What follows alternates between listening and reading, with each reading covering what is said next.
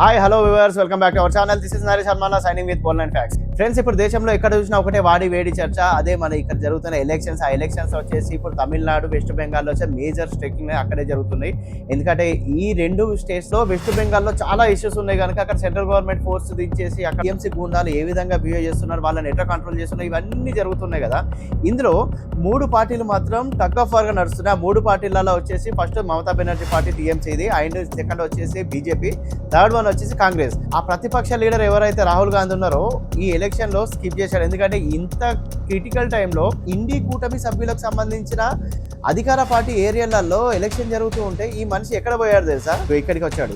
అయితే ఉన్న పలంగా ఎలక్షన్ నిడిచిపెట్టి రాహుల్ గాంధీ ఇక్కడికి ఎందుకు వచ్చాడు, ఈ ప్రాజెక్ట్ ఎందుకు అడ్డుపడుతున్నాడు, అండ్ దీనికి ఎన్విరాన్మెంట్ క్లియరెన్స్ కి సంబంధం ఏంది, అసలు ఈ సిచ్యువేషన్ లో ఈయనకి ఇక్కడ రావడానికి కారణం ఏంటి అనే విషయాన్ని క్లియర్ గా తెలుసుకునే ప్రయత్నం చేద్దాం. అందుకని ఈ వీడియోని ఎక్కడ స్కిప్ చేయకుండా పూర్తిగా చూడండి. ఇక నేటి ఎపిసోడ్లోకి వెళ్దాం. ఫ్రెండ్స్, ఇప్పుడు స్ట్రీట్ ఆఫ్ హార్మోజ్ గురించి మీకు అందరికీ తెలుసు. ఎందుకంటే స్ట్రీట్ ఆఫ్ హార్మోజ్ వచ్చేసి ఈ ఇరాన్ పక్కన ఉన్నది. ఇరాన్ వాళ్ళు ఏం చేశారు, స్ట్రీట్ ఆఫ్ హార్మోజ్ ని ప్యాక్ చేసి కంప్లీట్లీ క్లోజ్ చేసేసి వాళ్ళు మొత్తానికి 70% ఆయిల్ అనేది సప్లై కాకుండా అక్కడ మొత్తం కంప్లీట్లీ స్టక్ అయిపోయి ఉన్నది. ఇప్పుడు ఈ స్ట్రీట్ ఆఫ్ హార్మోజ్ ఇరాన్ కి ఏ విధంగా అయితే ఉందో అలాంటి ప్లేసే ఇప్పుడు ఇండియాకి ఒకటి ఉంది. అది ఎక్కడ అంటే స్ట్రీట్ ఆఫ్ మలక్కా. ఈ మలక్కా అనేది ఎక్కడ ఉంది, అండమాన్ నికోబార్ దీవుల పక్కన ఉంటది.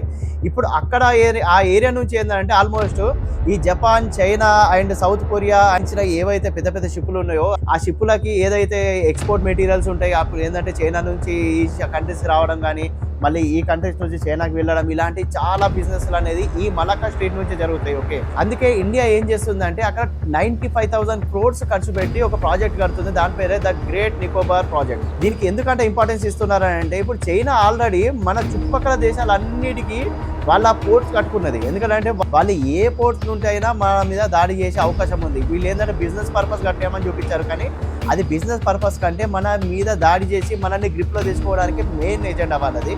సో దాన్ని చెక్ పెట్టడానికే మన ఇండియన్ గవర్నమెంట్ ఏం చేసిందంటే 95,000 crores ఖర్చు పెట్టి అక్కడ ఒక ప్రాజెక్ట్ కడుతున్నారు. ఒకవేళ ఈ ప్రాజెక్ట్ కంప్లీట్ అయితే చైనా మనల్ని నేవీ పరంగా ఏం పీకలేదు. ఎందుకంటే ఈ ప్రాజెక్ట్ ఏంటి కంప్లీట్ అయిందంటే చైనా నుంచి వచ్చే షిప్లు ఏవైతే ఉన్నాయో ఆ షిప్లు కంప్లీట్లీ మలక్కాకి బ్యాక్ సైడ్ ఆగిపోతాయి. ఇప్పుడు ఈ చైనా కంట్రీ మనల్ని ఏ విధంగా అయితే అష్టదిగ్బంధనం చేయడానికి ప్లాన్ చేశారో ఇక్కడ స్క్రీన్ మీద చూడండి.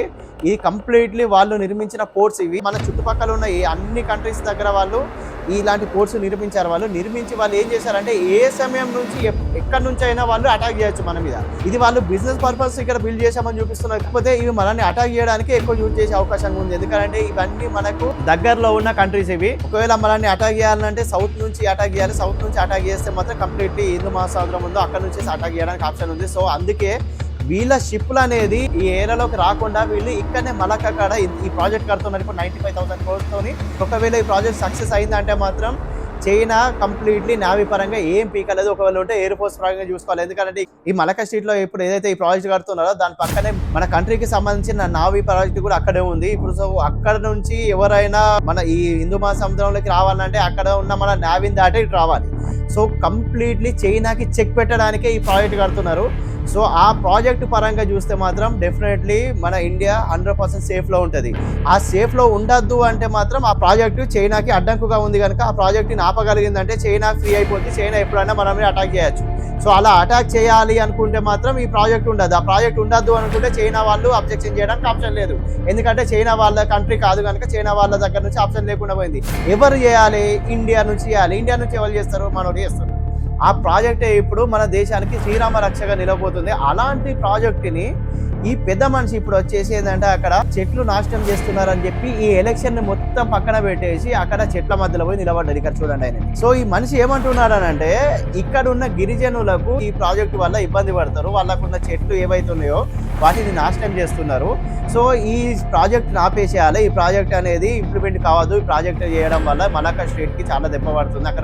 అక్కడ ఉన్న ఏదైతే ఎన్విరాన్మెంట్ మొత్తం కంప్లీట్లీ డిస్ట్రాయిడ్ అయిపోతుంది అని చెప్పి చెప్తున్నారు. కాకపోతే ఇందులో ఈ ప్రాజెక్ట్ కోసం యూజ్ చేసింది 18% ల్యాండ్ ఆక్యుపెన్సీ మాత్రమే చేశారు. ఇక్కడ ఈ 18% ల్యాండ్ లో ఎంతైతే చెట్లు ఉన్నాయో ఆ చెట్లని మేము తీసేసినా మళ్ళీ వేరే కాడ వాటిని బిల్డ్ చేస్తామని వీళ్ళు ఏదైతే సెంట్రల్ గవర్నమెంట్ ఈ ప్రాజెక్ట్ చేస్తున్నారో వాళ్ళు ఆల్రెడీ క్లియరెన్స్ ఇచ్చారు. అయినా కూడా ఇక్కడ ఈ ప్రాజెక్ట్ని ఈయన గారు ఎందుకు ఆపుతున్నారు అనేది మీకు ఆల్రెడీ ఇప్పటికీ అర్థమై ఉంటుంది. ఎందుకంటే చైనాకి చెక్ పెట్టడానికి మనం ఏదైతే ప్రాజెక్ట్ చేస్తున్నామో ఆ ప్రాజెక్ట్ని చైనా వాళ్ళు ఆపకుండా మన సార్ వచ్చేసి ఆపుతున్నారు. మరి ఈ రాహుల్ గాంధీకి చైనాకి ఏం సంబంధం ఉందో మనకు మాత్రం ఓపెన్ గా తెలియదు. కాకపోతే కొన్ని వీడియోస్లలో చైనా వాళ్ళతో ఈయన గారు మాట్లాడింది, చైనా వాళ్ళతో ఈయన గారు పబ్బులలో తిరిగిన కొన్ని ఫొటోస్ ఉన్నాయి, కొన్ని వీడియోస్ కూడా అప్పట్లో వైరల్ అయినాయి.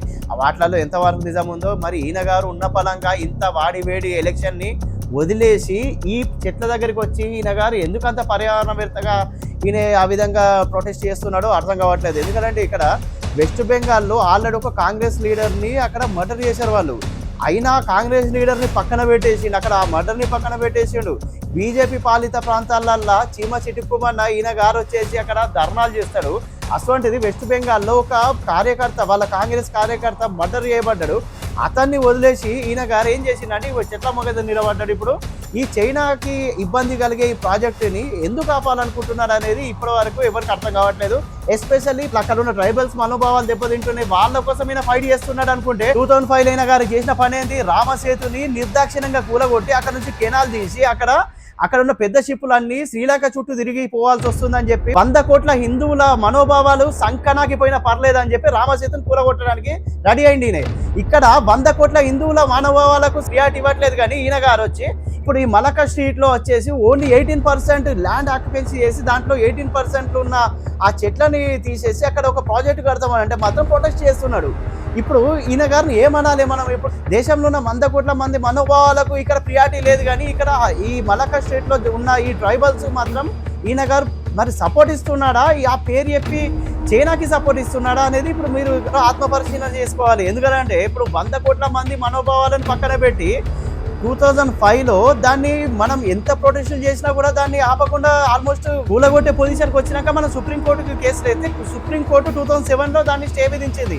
2 years వరకు దాన్ని వర్క్ చేశారు వాళ్ళు అక్కడ. సుప్రీంకోర్టు ఒకవేళ వాళ్ళు స్టే ఇవ్వకపోతే ఏదైతే పాల్ స్ట్రీట్ ఉందో పాల్ స్ట్రీట్ ని వాళ్ళు డిస్ట్రాయ్ చేసి దారి ఇవ్వడానికి రెడీ అయ్యారు. మరి ఏంటి ఈ మతలం ఏంటో నాకు అర్థం కావట్లేదు. మరి ఈయన గారికి స్ట్రీట్ లో ఈ 18% చెట్లు పోయితేనే ఈయన గారికి పర్యావరణం అంత ప్రాబ్లం ఉందా? మరి దేశంలో ఇన్ని చెట్లు పోతున్నాయి కదా, ఇన్ని వాళ్ళ కాంగ్రెస్ గవర్నమెంట్ ఉన్న ఏరియాలలో కూడా చాలా చెట్లు నరికిస్తున్నారు. ఆయనకి ఎక్కడ కనిపించలేదు. క్రిస్టల్ క్లియర్ గా కనిపిస్తుంది ఇది ఓన్లీ చైనాకి మాత్రమే సపోర్ట్ ఇచ్చేలాగా ఉంది. ఎందుకంటే 18% ల్యాండ్ ఆక్యుపెన్సీ చేసి అందులో ఒక కొన్ని చెట్లని వాళ్ళు మళ్ళీ నాటడానికి వాళ్ళు ఆల్రెడీ ఆక్యుపెన్సీ తీసుకున్నారు. దానికి ఆల్రెడీ ప్లాన్ కూడా ఉన్నది.